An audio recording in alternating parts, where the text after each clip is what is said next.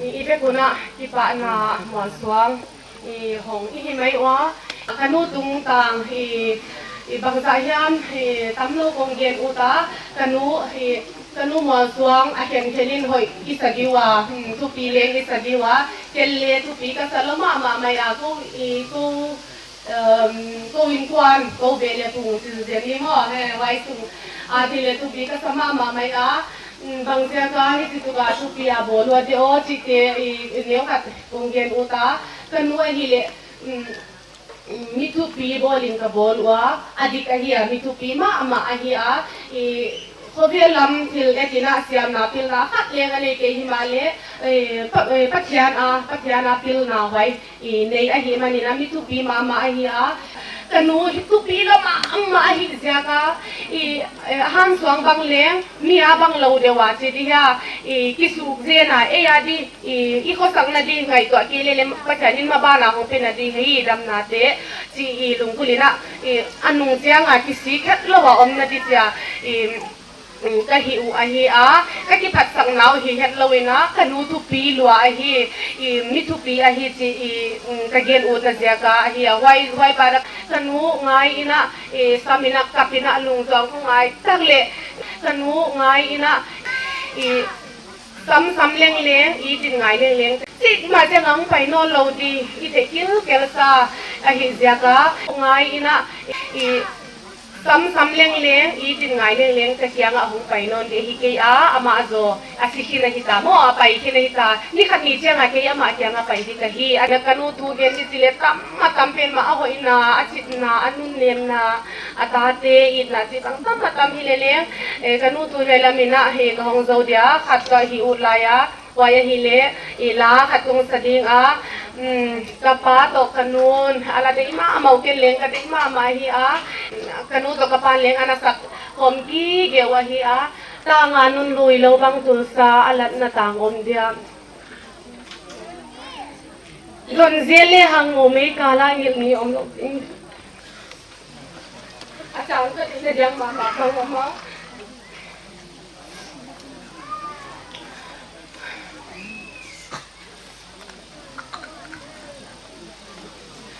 sang ai nọ bông cái gặp không niệm tiếng om lâu hi ba bang ăn nộp lại vì thế mụ niệm non tiếng hả mụ niệm non lâu mà đi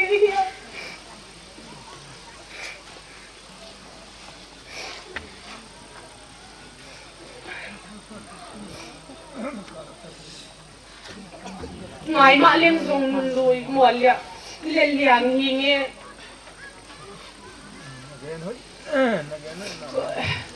cái sắp thịt đan là nặng kém thì liền liếng không có cái gì